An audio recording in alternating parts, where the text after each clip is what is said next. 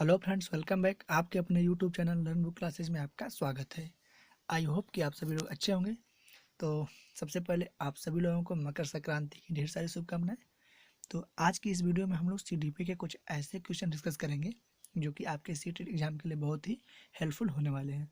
ये सीरीज कल ही पूरी हो चुकी होती, लेकिन थोड़ा सा नेट प्रॉब्लम की वजह से नहीं हो पाई। तो आज हम लोग इस सीरीज को पूरा कर देंगे, ठीक है। तो आइए, आज का जो पहला क्वेश्चन है उसे हम लोग डिस्कस करते हैं। देखिए, जो आज का पहला क्वेश्चन है कि बाल केंद्रित शिक्षा का समर्थन निम्नलिखित में से किस विचारक द्वारा किया गया।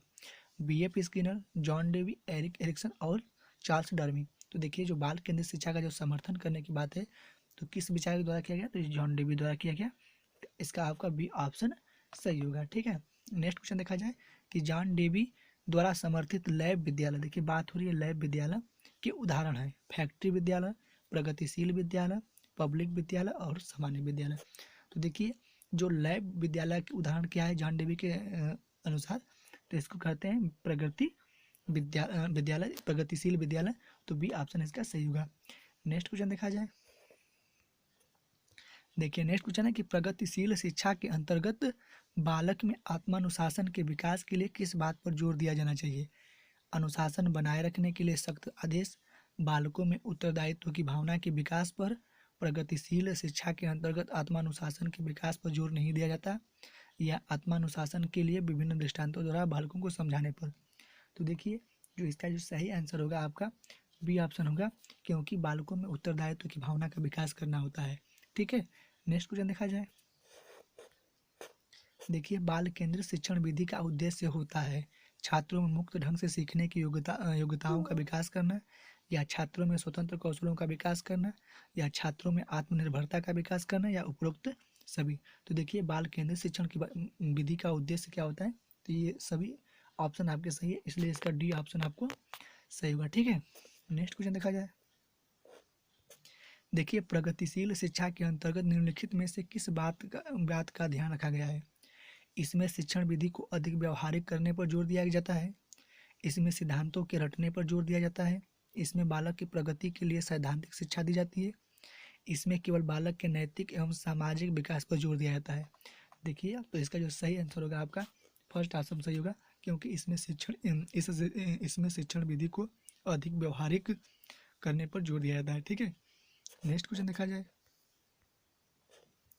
देखिए, बाल केंद्रित शिक्षा द्वारा निम्नलिखित में से क्या संभव नहीं हो सकता।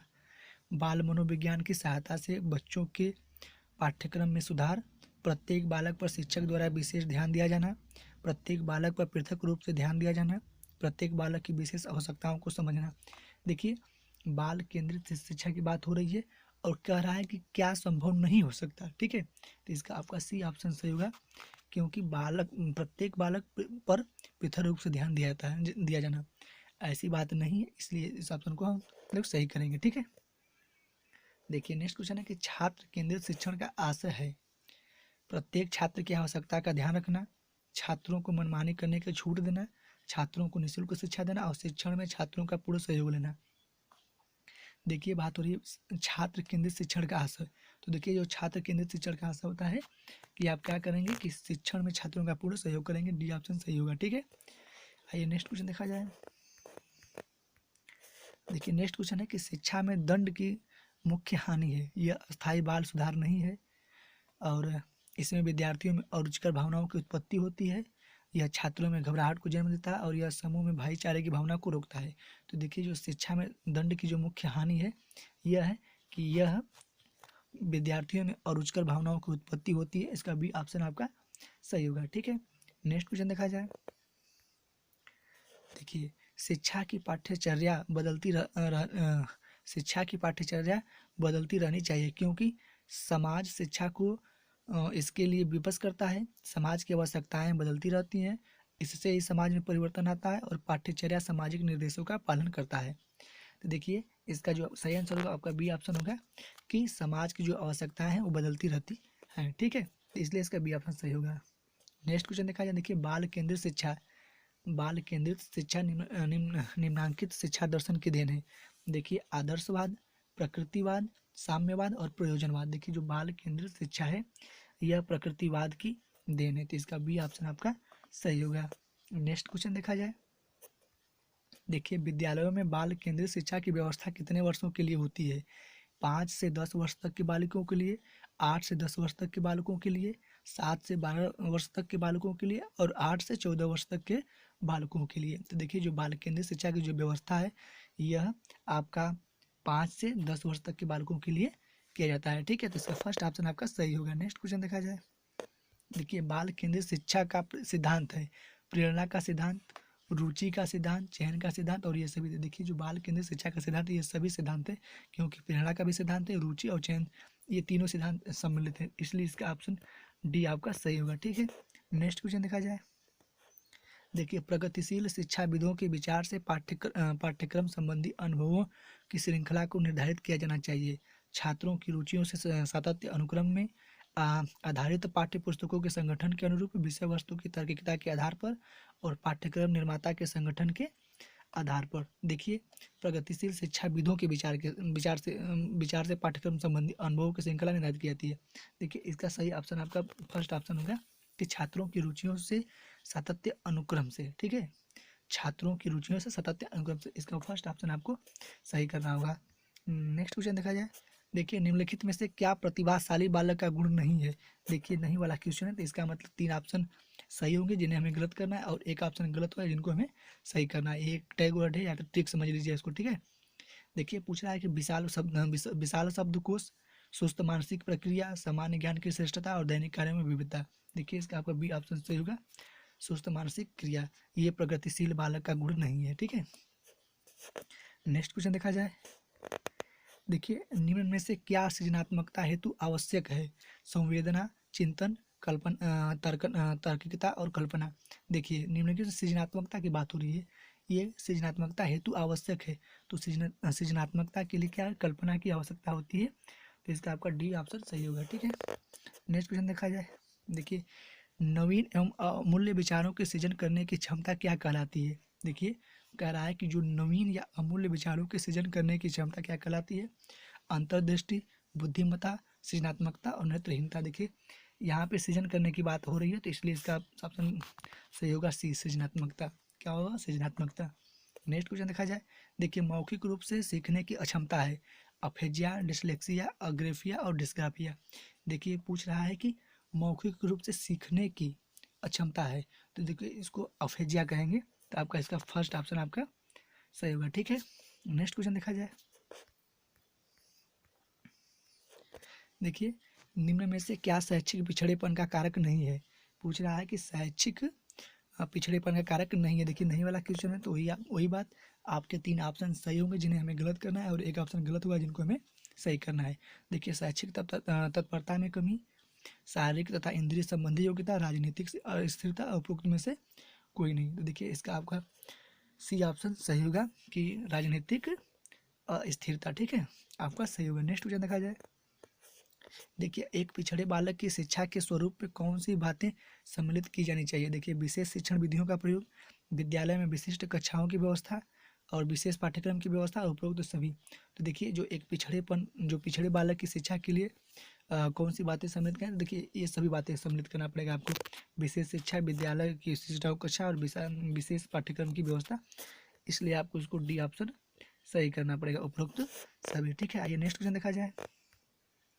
देखिए, ब्रेल लिपि द्वारा प्रयोग किस प्रकार के विकलांग बालकों की शिक्षा व्यवस्था के लिए किया जाता है? देखिए, अंधे बालकों के लिए, श्रवण दोष युक्त बालकों के लिए या विकलांग बालकों के लिए, उपरोक्त में से कोई नहीं। तो देखिए, जो ब्रेल लिपि होती है, इसका प्रयोग क्या होता है कि अंधे बालकों के लिए किया जाता है, तो इसका फर्स्ट ऑप्शन ही आपको सही करना होगा। ठीक है, फर्स्ट ऑप्शन इसका सही होगा। नेक्स्ट क्वेश्चन देखा जाए।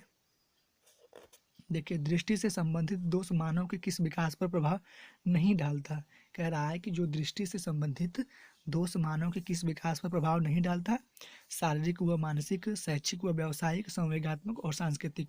तो देखिए, इसका आपका डी ऑप्शन सही होगा, क्योंकि इस पे सांस्कृतिक, आपका इसका डी ऑप्शन सही होगा कि जो सांस्कृतिक है, इस पे विकास पर, इस दृष्टि से संबंधित दोष मानव के विकास पर प्रभावित नहीं करता है। ठीक है, तो आपका डी ऑप्शन सही होगा। नेक्स्ट क्वेश्चन देखा जाए।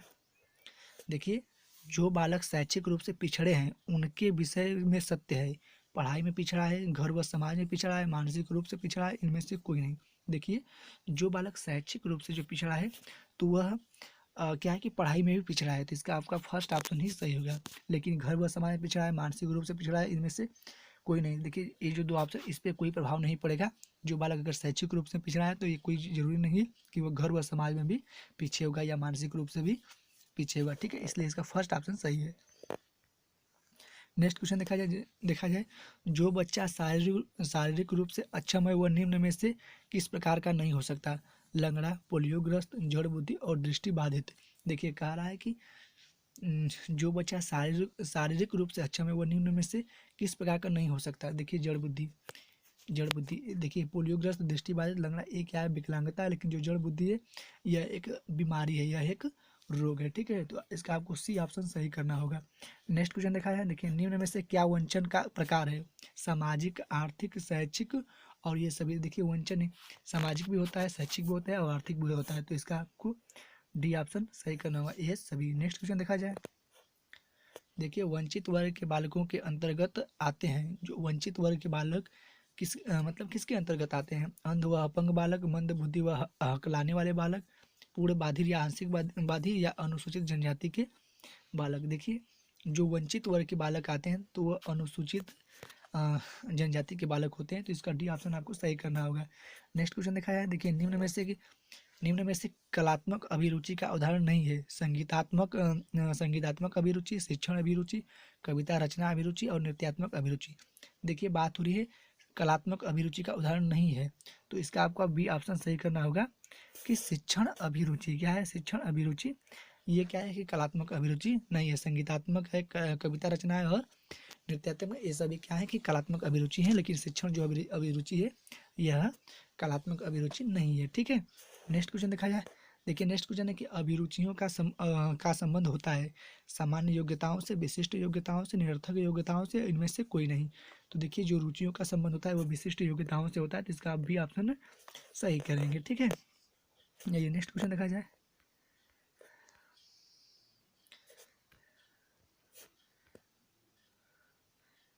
देखिए नेक्स्ट क्वेश्चन है कि मानसिक रूप से स्वस्थ व्यक्ति की विशेषताएं है। देखिए मानसिक रूप से स्वस्थ व्यक्ति की विशेषताएं हैं सहनशीलता, सामंजस्य, निर्णय क्षमता और ये सभी। देखिए जो मानसिक रूप से स्वस्थ व्यक्ति की जो विशेषता क्या होती है, तो इसका आप ये सही लगाएंगे, डी ऑप्शन इसका सही होगा। देखिए नेक्स्ट क्वेश्चन है कि मानसिक स्वास्थ्य का अर्थ वास्तविक के धरातल पर वातावरण से पर्याप्त सामंजस्य रखने की योग्यता है। देखिए ये कथन किसका है? लेडेल का, ड्रेवर का, स्किनर का, क्रो एंड क्रो का। देखिए यह लेडेल का कथन है कि मानसिक स्वास्थ्य का अर्थ वास्तविकता के धरातल पर वातावरण से पर्याप्त सामंजस्य करने की योग्यता है, ठीक है। आइए नेक्स्ट क्वेश्चन देखा जाए, देखिए शैशवावस्था में बालक के मानसिक स्वास्थ्य पर प्रभाव नहीं पड़ता। राजनीतिक गतिविधियों का, विभिन्न परिवार का, गृह क्लेश का, असंवेगात्मक अस्थिरता का। देखिए इसका आपको कह रहा है कि शैशवावस्था में बालक के मानसिक स्वास्थ्य पर प्रभाव नहीं पड़ता। देखिए तो इसमें 3 ऑप्शन आपके सही होंगे, एक ऑप्शन गलत होगा। देखिए जो बच्चा है तो उस पर राजनीतिक गतिविधियों का प्रभाव नहीं पड़ेगा, तो इसलिए इसका फर्स्ट ऑप्शन आपका सही होगा, ठीक है। नेक्स्ट क्वेश्चन देखा जाए, देखिए मानसिक स्वास्थ्य विज्ञान का आरंभ करने का श्रेय है गेट्स, CW बियर्स, एलिस और लेडल। देखिए जो इसका कह रहा है कि जो मानसिक स्वास्थ्य विकास का आरंभ करने का श्रेय किसको है, तो इसका CW बियर्स, इसका बी ऑप्शन आपका सही होगा, ठीक है। नेक्स्ट क्वेश्चन देखा जाए, देखिए बालक के मानसिक स्वास्थ्य में बाधा डालने वाला कारक नहीं है। कह रहा है कि बालक के मानसिक स्वास्थ्य में बाधा डालने वाला कारक नहीं है। देखिए कठोर अनुशासन, पारिवारिक संघर्ष, शारीरिक दोष और सहानुभूतिपूर्ण व्यवहार, सहानुभूतिपूर्ण व्यवहार, तो इसका आपका डी ऑप्शन सही होगा, सहानुभूतिपूर्ण व्यवहार, ठीक है। नेक्स्ट क्वेश्चन देखा जाए, देखिए सामाजिक समायोजन कठिनाइयाँ उत्पन्न करता है। समय पूर्व परिपक्व होने वाले बालक में, आयु के पश्चात परिपक्वता प्राप्त होने वाले बालक में, आयु पूर्व परिपक्व होने वाली बालिका में, या उपरोक्त में से कोई नहीं। देखिए इसका सही ऑप्शन क्या होगा? आपका बी ऑप्शन सही होगा, क्योंकि आयु के पश्चात परिपक्वता प्राप्त करने वाले बालक होते हैं क्या होते हैं? सामाजिक समायोजन कठिनाइयाँ उत्पन्न करते हैं, ठीक है। नेक्स्ट क्वेश्चन देखा जाए, देखिए समायोजन या सामंजस्य का लक्षण नहीं है अनुकूलन वातावरण, असंतुलन, संतुष्टि और सामाजिकता। देखिए जो समायोजन या सामंजस्य का लक्षण नहीं है तो यह क्या है कि असंतुलन, ये समायोजन और सामंजस्य का लक्षण नहीं है, तो इसका बी ऑप्शन आपका सही होगा। ठीक है, नेक्स्ट क्वेश्चन दिखाया कि देखिए मानसिक स्वास्थ्य और अधिगम से सफलता का बहुत घनिष्ठ संबंध है। कथन किसका है? कुप्पूस्वामी का है, फेंडरसन का है, स्किनर का है, ड्रिवर का है। देखिए बहुत ही इंपॉर्टेंट क्वेश्चन है कि जो मानसिक स्वास्थ्य और अधिगम से सफलता का बहुत घनिष्ठ संबंध है, यह कथन देखिए फेंडरसन का है। बी ऑप्शन इसका आपका सही करना होगा। ठीक है, आइए नेक्स्ट क्वेश्चन देखा जाए। देखिए नेक्स्ट क्वेश्चन है कि वह अवस्था जो कि माता के 21वें गुणसूत्र जोड़े के अलग न हो पाने के कारण होती है कहलाती है। देखिए बहुत ही इंपॉर्टेंट क्वेश्चन है। ऐसे क्वेश्चन आपके सीटेट के ईवीएस पोर्शन में भी पूछे जा सकते हैं और आपके सीडीपी में भी पूछे जा सकते हैं। कह रहा है कि वह अवस्था जो कि माता के 21वें गुणसूत्र जोड़े के अलग न हो पाने के कारण कहलाती है। Down syndrome, Klinefelter syndrome, Turner syndrome और फिल्सन सिंड्रोम। देखिए इसका पहला ऑप्शन आपका सही होगा, क्या होगा? Down syndrome. ठीक है, नेक्स्ट क्वेश्चन देखा जाए। देखिए किसी भी बालक के मानसिक रूप से अस्वस्थ होने का कारण क्या होता है?